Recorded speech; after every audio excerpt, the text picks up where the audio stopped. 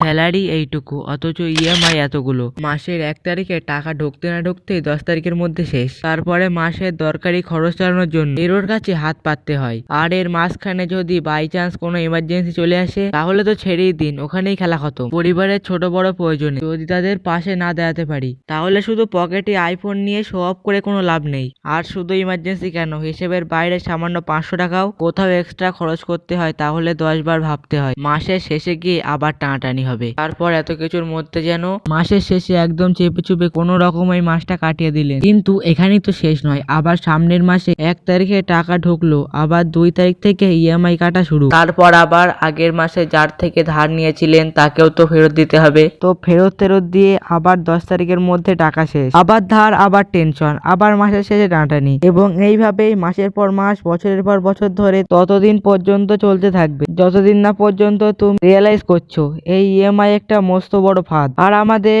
দেশের একটা বিরাট সংখ্যক ইয়াং ছেলে মেয়ে কিছু না জেনে শুনে এই ফাঁদে পা বাড়াচ্ছে প্রতিদিন।